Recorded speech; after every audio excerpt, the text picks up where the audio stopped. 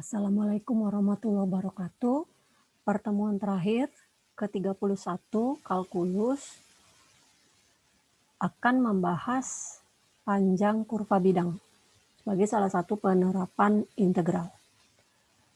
Di sini kalau ada pertanyaan mengenai seberapa panjang kurva spiral di gambar 1 di bawah, kalau merupakan tali, potongan tali, kebanyakan bisa kita luruskan, kemudian kita ukur dengan penggaris. Tapi jika merupakan grafik dengan suatu persamaan, pasti agak sulit gitu ya. Jadi kalau ini tali, mudah tinggal diluruskan, kita ukur gitu. Ada sedikit informasi mengenai pertanyaan sebelumnya, yaitu apa kurva bidang. Kita biasa menggunakan istilah kurva secara tidak formal untuk mengatakan bahwa grafik suatu fungsi, maka kita sebut dengan kurva. Sekarang waktunya kita bisa tahu secara tepat bahwa kurva bukanlah grafik fungsi. Di sini ada beberapa contoh. Grafik dari Y sama dengan sin X dengan X antara 0 sampai Pi itu adalah kurva bidang. Di gambar 2 nanti berikutnya. Begitu juga dengan grafik dari X sama dengan Y kuadrat. Batasannya dari min 2 sampai 2 di gambar 3. Dalam kedua kasus tersebut, kurva adalah grafik fungsi. Pertama dengan bentuk Y sama dengan Fx, dan kedua adalah bentuk X sama dengan GY. Akan tetapi, kurva spiral itu tidak cocok dengan pola keduanya. Jadi, lingkaran X kuadrat plus Y kuadrat sama dengan A kuadrat bisa kita anggap seperti itu juga tidak memenuhi atau sebagai kombinasi dari grafik dua fungsi, yaitu Y sama dengan Fx sama dengan akar A kuadrat min X kuadrat dan Y sama dengan Gx yaitu min akar A kuadrat min X kuadrat. Jadi kalau kita lihat gambar ini tadi adalah dari 0 sampai Pi dari sin X dan ini adalah X sama dengan Y kuadrat. Ini yang batasannya. Y-nya adalah 0 sampai 2. 0 sampai 4 atau 2 tadi. 2. Jadi min 2 sampai 2. Ini ya. Ini batasannya. Tuh. Jadi dari sini, dari gambar 2 dan 3 tadi, ya, bukan juga merupakan lingkaran. Jadi meskipun bisa kita anggap adalah kombinasi dari dua fungsi gitu ya. Yaitu akar A kuadrat min X kuadrat ataupun min akar A kuadrat min X kuadrat. Ya. Lingkaran tadi memberikan pemikiran mengenai cara lain untuk menyatakan kurva. Ingat dalam trigonometri X sama dengan A cos T, Y sama dengan A sin T. T-nya dari 0 sampai 2 pi. Yang menunjukkan lingkaran X kuadrat tambah Y kuadrat sama dengan A kuadrat. Jadi kalau kita lihat gambarnya seperti ini. Sebelah kanan. Kita pikirkan T sebagai waktu dan X dan Y adalah posisi suatu partikel di waktu T. Variabel T itu disebut parameternya. Keduanya X dan Y menunjukkan parameter ini. Jadi X dan Y itu diekspresikan atau dinyatakan dalam bentuk parameter tersebut, dalam bentuk T. Jadi dikatakan X sama dengan A cos T dan Y sama dengan A sin T. T antara 0 sampai 2 pi. Yang membentuk persamaan parametrik namanya, yang menjelaskan lingkaran. Jika kita mau menggambarkan persamaan parametrik X sama dengan T cos T dan Y sama dengan T sin T dengan T antara 0 sampai 5 pi, kita bisa mendapatkan kurva yang mirip spiral dari yang sudah kita mulai di awal.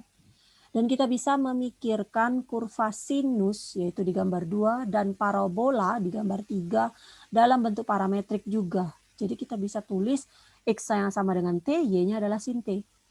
0 sampai pi. Dan X sama dengan T kuadrat, Y-nya adalah T.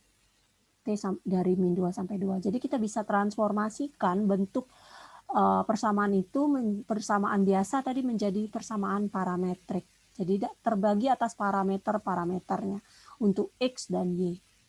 Gitu ya. Jadi kurva bidang ditentukan oleh pasangan persamaan parametrik X sama dengan Ft dan Y sama dengan Gt. T-nya antara A sampai B. Di mana diasumsikan bahwa F dan G adalah fungsi kontinu di interval yang diberikan. Bila T naik dari A ke B, titik X, Y akan membentuk kurva di bidang. Inilah yang di sini ada beberapa contoh yang bisa menjelaskan.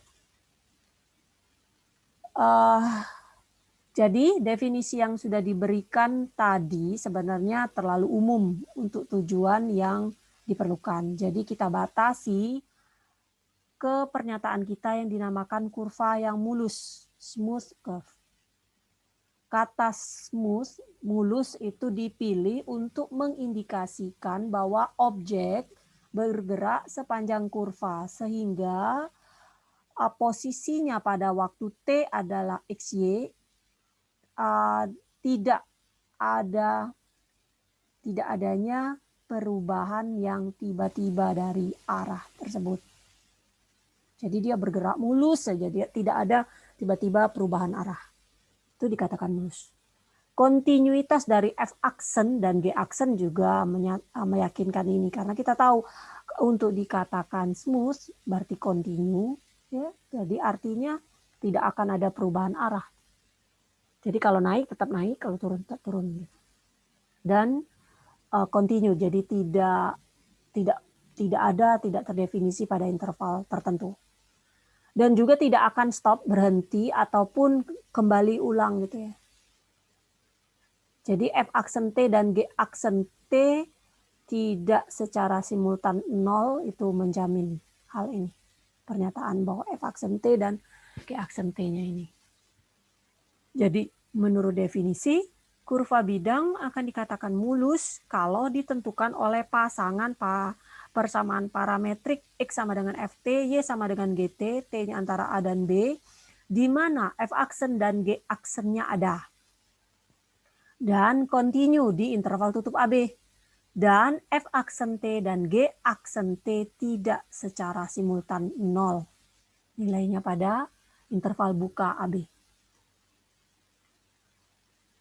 Cara kurva diparametrisasikan yaitu dengan cara fungsi Ft dan Gt, domain untuk T dipilih yang menentukan arah positif. Misal bila T sama dengan 0 di contoh 1 di gambar 5, maka kurva, kalau kita lihat gambar 5 sebelumnya, untuk T sama dengan 0,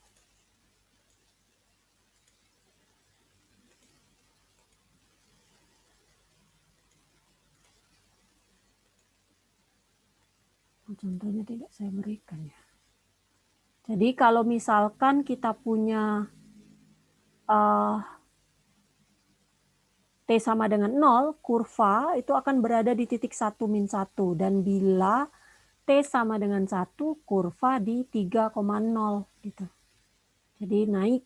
Jadi bila T naik dari T sama dengan 0 ke T sama dengan 3, kurva membentuk lintasan dari 1 min 1 ke 78. Arah ini yang diindikasikan dengan panah pada kurva seperti di gambar 5 itu disebut orientasi kurva. Orientasi dari kurva itu tidak relevan kalau mau menentukan berapa panjangnya gitu. Tapi di sini nantinya orientasi itu tidak begitu dipermasalahkan. Misal ada contoh 2, kita diminta mensketsa kurva yang ditentukan oleh persamaan parametrik T sama X sama dengan T min sin T, Y sama dengan 1 min cos T. T-nya dari 0 sampai 4pi. Indikasikan atau tunjukkan orientasinya. Apakah kurva ini mulus? Dari tabel kita bisa tahu kalau 0 XT-nya berapa gitu kan. 0 berarti T gitu ya. kalau T-nya 0, 0, X-nya sama dengan 0 gitu kan, YT-nya juga 0, terus dicari 0 sampai pi per 2 sampai 4pi gitu ya. Kita buat ini dengan selangnya dibagi atas pi per 2, pi per 2. Misalkan seperti ini.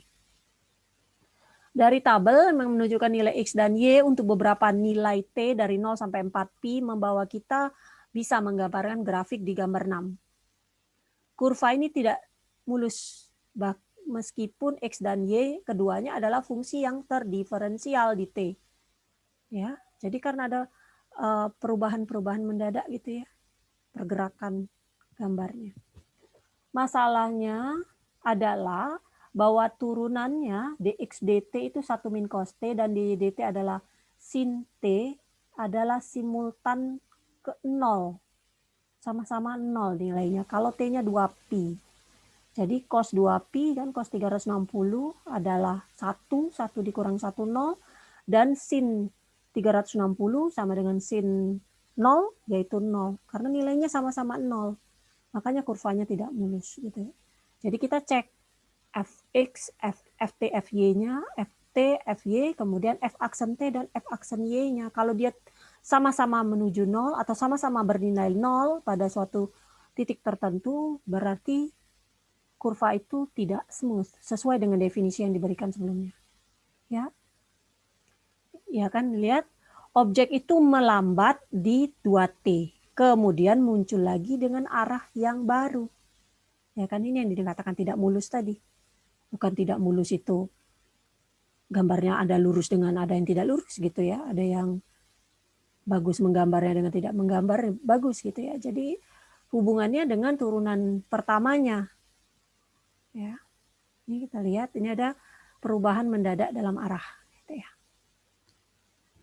Oke, kurva yang dijelaskan di gambar 2 itu disebut sikloid.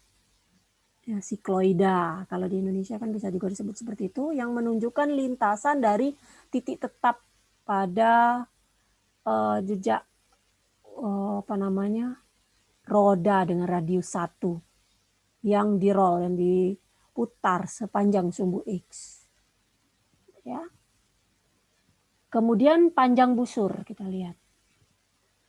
Sekarang kita beralih ke pertanyaan utamanya. Apa yang dimaksud dengan panjang suatu kurva mulus yang diberikan secara parametrik oleh persamaan X sama dengan Ft dan Y sama dengan Gt. T-nya antara A sampai B, interval tutup.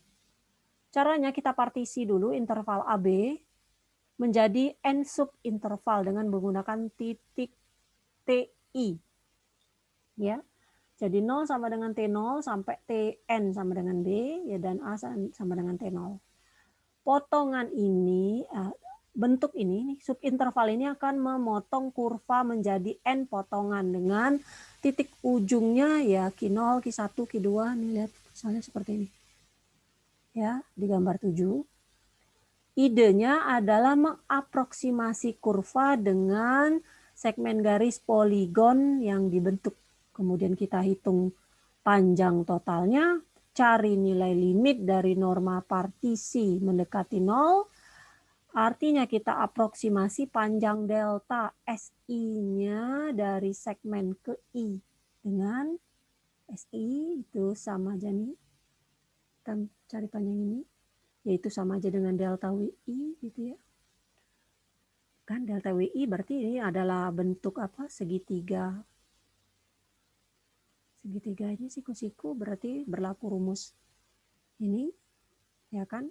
Sisi ini kuadrat sama dengan sisi miringnya. Ini. Pitagoras ya. Jadi FTI delta XI berarti FTI min 1 kuadrat ditambah GTI min 1 kuadrat.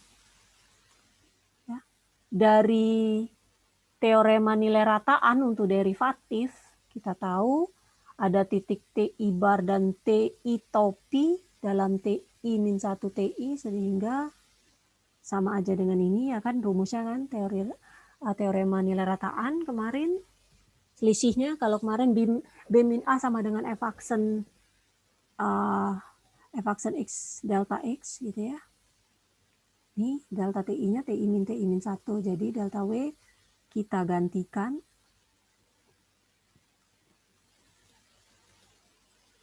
Ini tadi FTI min 1, kita gantikan ini. Ya kan? Nih, turunan pertama kuadrat, turunan pertamanya kuadrat dikali delta I. Dan panjang total dari segmen garis poligonalnya adalah, berarti panjang total berarti kita berhubungan dengan sigmanya. Kemudian ekspresi terakhir tadi itu kalau dilihat hampir menyerupai jumlah Riemann. Kesulitannya hanyalah bahwa TI bar dan TI topi tidak merupakan titik yang sama. Akan tetapi kalau ditunjukkan menggunakan buku kalkulus lanjut, nilai limit, yakni normnya panjang partisi mendekati 0, tidak akan berbeda hasilnya. Jadi kita bisa definisikan panjang busur L dari kurva adalah limit dari pernyataan di atas kalau diambil norma dari partisi mendekati 0. Jadi L panjang kurva ya, notasinya adalah AB seperti ini. Atau F aksen T kan berarti kan kalau dalam notasi Leibniz berarti dx dt kuadrat tambah dy dt kuadrat dt. Ya. Dua kasus khusus menjadi minat yang mau dibahas. Jika kurvanya adalah Y sama dengan Fx, X antara AB, kita anggap X sebagai parameter dan kotak hasil yang dibentuk dalam kotak ini bisa menjadi bentuk seperti ini. Ya, kalau X-nya parameter berarti 1 turunannya ya kan 1 plus dy per dx kuadrat. Secara serupa kalau X sama dengan GY, ya, X sama dengan GY nih. Kalau ini tadi dy dx ya, dy-nya ini yang kurva. Nah, sekarang kalau yang ini kita anggap y-nya parameter. Jadi kalau y-nya sebagai parameter, ini dari bentuk ini, yang parameter 1 plus dx. Jadi ini menjadi dy dx ya. Kalau kita anggap x-nya parameter di sini. Ya, jadi dx dt-nya menjadi ini, bentuk ini, dan dy dt diselesaikan akan menjadi bentuk ini dy dx. Kalau x-nya yang parameter, kalau y-nya yang parameter, maka 1 plus dx dy jadi terbalik. Kuadrat dy, ini dy yang tadi dx. Formula-formula ini akan menghasilkan nilai yang sama untuk lingkaran dan garis, dan segmen garis. Seperti di dua contoh ini. Tentukan keliling dari lingkaran x kuadrat tambah y kuadrat sama dengan a kuadrat. Kita tulis persamaan lingkaran dalam bentuk parametrik. X sama dengan a cos t, y sama dengan a sin t. T-nya 0 sampai 2pi. Maka dx dt, kita tahu nih dx dt-nya adalah a turunan ini min a sin t, dan dy dt-nya adalah a cos t. Ya kan? Jadi pakai formula tadi, yaitu L-nya adalah ini, yang pertama, ini kuadrat tadi ya,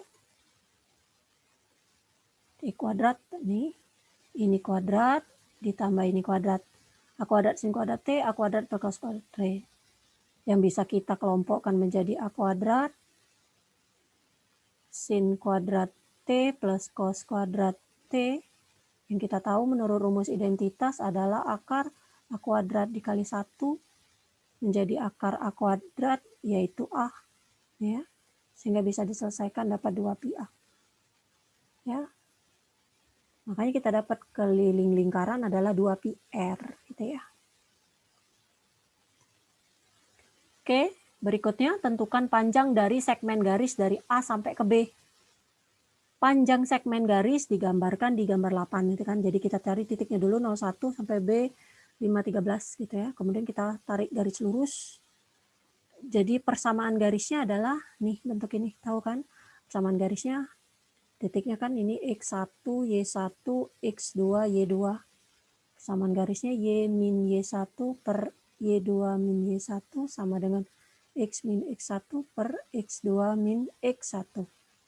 Berarti Y min 1 per Y2-nya 13 min 1 sama dengan X min 0 per X2-nya 5 min 0. Berarti 5Y min 1 sama dengan 12X. Ya. 5Y sama dengan 12X min 5 plus 5. Y-nya sama dengan 12 per 5X plus 1. Ya, nih persamaan garisnya. Jadi, kita dapat Y-nya ini, DY, DX ya tinggal diselesaikan, berarti 12 per 5. Jadi, menurut formula kedua dari 3 formula panjang, berarti adalah 0 sampai 5, gitu ya. Panjangnya ya kan 0 sampai 5, 1 plus, gitu ya. Akar 12 per 5. Ya, rumus yang kedua kotak tadi. Karena terhadap X, berarti 1 plus DX adalah 12 per 5 kuadrat. 13. Yang kalau kita pakai rumus jarak juga berlaku. Rumus jarak apa? D sama dengan akar dari Y2 min Y1 kuadrat ditambah X2 min X1 kuadrat. Ya kan, kalau kita nyari panjang garis berarah kan bisa secara integral atau kita bisa gunakan rumus ini. Berarti apa? Akar dari 13 min 1 kuadrat ditambah 5 dikurang 0 kuadrat. 12 kuadrat ditambah 5 kuadrat adalah 144. Akar 144 tambah 25 sama dengan akar 169, yaitu 13. Ya, sama. Jadi kalau kita buktikan dengan rumus jarak ataupun secara integral harus sama. Karena sama-sama mencari panjang dari garis berarah tersebut. Dari sini sampai sini. Ya. Kemudian tentukan panjang berarah dari kurva Y ini dari titik 1 sampai 1 ke titik 48. Nih, kalau kurva ini ya. Ya. Kita mulai dengan estimasi panjangnya dengan menentukan panjang dari segmen dari 11 sampai 48. Kalau kita pakai rumus jarak ya kan 7,6 kira-kira gitu. Panjang aktualnya mungkin lebih panjang gitu ya karena ini kurva gitu. Kalau kita ambil dia merupakan garis lurus gitu dengan menggunakan rumus jarak dapatnya ini. Untuk kalkulasi atau perhitungan eksaknya kita perlu tahu bahwa DY DX-nya adalah 3/2 X pangkat setengah dari sini ya turunan pertamanya. Jadi L-nya dari batasan 1 sampai ke 4, X-nya ya kan, karena kita ambil nilai X-nya saja, akar 1 plus ini rumus DY DX-nya. Ini cara menyelesaikannya pakai substitusi ini ya. Ini U-nya adalah 1 plus 9/4 X, berarti DU adalah 9/4 DX, atau DX sama dengan DU bagi 9/4 atau 4/9 DU. Itu. Ini kita gantikan 4/9 akar U DU, diselesaikan dapat C ini. Oleh karena itu, integral ini itu adalah 8/27 masukkan ke sini dengan batasannya 1 sampai 4 adalah 7,63. Ya, dekat sekali. Kalau kita ini selesaikan ini secara integral ya. Kemudian diferensial dari panjang berarah. Misalkan F adalah fungsi yang terdiferensial secara kontinu di interval tutup AB, maka untuk setiap X dalam interval buka AB didefinisikan Sx, yaitu akar dari A sampai X1 plus F aksen U kuadrat DU. Maka Sx itu memberikan panjang berarah dari kurva Y sama dengan Fu dari titik AFA ke XFX. Di gambar 11 nih. AFA ke XFX ini SX. Menurut teorema dasar pertama dari kalkulus, ya, S aksen X ya ds dx, rumusnya ini sama dengan akar ini tadi. Jadi ds ini adalah diferensial dari panjang berarah. Kita bisa tulis seperti ini ds. Ya. diferensialnya. Jadi hampir serupa dengan L-nya tadi, panjang segmen. Nyataannya, bergantung dari bagaimana graf diparametrisasi, kita bisa peroleh 3 formulasi untuk DS. Jadi bisa DS akar 1 plus DD kuadrat, atau ini dikembalikan kalau terhadap DY, atau bisa sama-sama ini kalau terhadap parameter T. Ya, kalau terhadap parameter X berarti DDX, kalau terhadap parameter Y, DX, DY ini 1 plus. Ya. Beberapa orang lebih menyukai formulasi ini dengan menulisnya ds kuadrat adalah dx kuadrat plus dy kuadrat. Jadi akarnya kita hilangkan, kita jadikan bentuk kuadrat sehingga dia menjadi bentuk segitiga yang bisa diselesaikan dengan rumus Pitagoras. Ketiga bentuk rumus di atas timbul dari pembagian dan kemudian perkalian ruas kanan masing-masing dx kuadrat, dy kuadrat plus dt kuadrat. Jadi ds kuadrat adalah dx kuadrat plus dy kuadrat plus dy kuadrat ini. Jadi 1 plus ini. Yang memberikan rumus pertama dari 3 rumus tadi.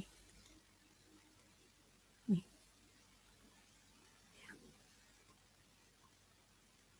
Luas permukaan putar. Jika sebuah kurva bidang mulus diputar, mengelilingi sebuah sumbu di bidangnya, maka kurva membentuk sebuah permukaan putar seperti gambar 13. Nih. Sasaran kita mau menentukan luas permukaan. Diperkenalkan yang namanya luas permukaan kerucut terpancung. Terpancung adalah bagian permukaan kerucut yang terletak di antara 2 bidang yang tegak lurus pada sumbu kerucut. Ya, di gambar 14 ini. Jadi tegak lurus seperti ini. Jika kerucut terpancung mempunyai jari-jari alas R1 dan R2, sedangkan tinggi miring L, ya ini tinggi miring ini L, maka luas A adalah 2pi R1 plus R2 per 2L. Sama dengan 2pi rata-rata jari-jari dikali tinggi miringnya. Ya. Penurunan hasil ini bergantung pada rumus luas lingkaran. Misalkan Y sama dengan FT, X antara A sampai B menentukan suatu kurva mulus di setengah bidang atas dari bidang XY di gambar 15 berikut nanti. Kita partisi interval AB menjadi N potong dengan menggunakan titik-titik A sama dengan X0 sampai Xn sama dengan B. Dengan demikian kurva juga terbagi atas N potong. Misalkan delta SI menyatakan panjang potongan khas dan misalkan YI adalah koordinat Y suatu titik pada potongan ini, ketika kurva diputar mengelilingi sumbu X akan membentuk suatu permukaan dan potongan khas tersebut membentuk suatu pita sempit. Luas pita ini harus dapat diaproksimasikan oleh luas kerucut terpancung, yaitu 2pi YI delta SI. Kalau kita jumlahkan kontribusi semua potongan tadi dan diambil nilai limitnya yang mendekati 0, maka diperoleh sebagai luas permukaan putar. Ditunjukkan di gambar 16. Jadi luas permukaan putarnya nih, gambar 15 tadi delta SI yang miring tadi. Y sama dengan FE. Ini 2pi YI delta SI, YDS ya kan, dengan bahas ini. Y berarti FE, ini kali akar 1 ini. Sehingga bentuknya jadi seperti ini. Ya, misalnya contoh, cari luas permukaan putar yang dibentuk dari pemutaran kurva Y sama dengan akar X. Batasan 0 sampai 4 mengelilingi sumbu X di gambar kanan. Di sini Fx sama dengan akar X, F aksen X-nya dicari berarti Fx-nya adalah X pangkat setengah, berarti F aksen X-nya adalah setengah X pangkat min setengah, sama dengan 1/2 atau 1/2 akar X ya. Nih. Jadi 2pi akar X dikali akar 1 plus, ini rumusnya tadi. Fx dikali 1 plus F aksen X. 1 plus F aksen X. Ya. 1 plus F aksennya per 2 akar X. Ya. Kalau kita samakan 2 akar X adalah berapa ini? 2 akar X plus 1 Kalau sama-sama kita kalikan dengan 2 akar X,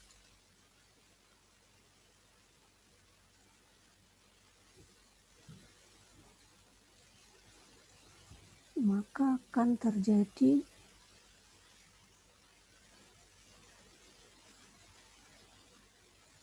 atau kita samakan, kita rasionalisasi dengan setengah akar X, akar X, akar X, akar X per min 2X. Nah, kemudian kita cari kuadratnya, sehingga menjadi 1 plus 1 per 4X. Ya, 1/2X ya, kuadratkan 1/4X dx. Kemudian, oh ini turut kuadratnya maksudnya, adalah 1/4X, ya kan? 1 plus 1/4X dari rumus 1 plus F aksen X-nya. Nih, tuh, nih kemudian kalau kita selesaikan akar ini tuh kan sebenarnya kalau kita samakan penyebut 4X plus 1, ya, 4X-nya adalah 2 akar X. Kalau ini kan kalau kita sederhanakan akar X, akar 4X plus 1 per akar 4X. Akar 4X adalah 2 akar X. Sehingga ini bisa coret. Ya. Kemudian saling mencoret dengan 2pi yang di luar. Sehingga tinggal pi saja. Nih. Kemudian ini pakai rumus pemisalan. U-nya adalah 4X plus 1, DU-nya sama dengan 4DX, atau DX sama dengan DU per 4, sehingga integralnya akar U, DX-nya adalah DU per 4, sehingga adalah 1/4 integral U pangkat setengah. Menjadi 1/4 ditambah tambah 1, tambah 2/2, jadi 3/2, 2/3, ini 4/3/2, kira seperti ini. Jika kurva diberikan secara parameter dalam bentuk X sama dengan Ft, Y sama dengan Gt, dengan T antara A sampai B, maka rumus luar permukaan menjadi seperti ini. 2pi AB YDS, 2pi AB GT, akar F aksen T ditambah G aksen T. Kalau dia diberikan secara parameter sama seperti sebelumnya. Oke, ini materi terakhir kita mengenai panjang kurva bidang. Saya harapkan bisa dipelajari mulai dari pertemuan ke 25 sampai ke 31. Berarti materi integral tentu dan juga penggunaan integral. Selamat belajar, sampai ketemu lagi di lain kesempatan. Ibu tutup. Assalamualaikum warahmatullahi wabarakatuh.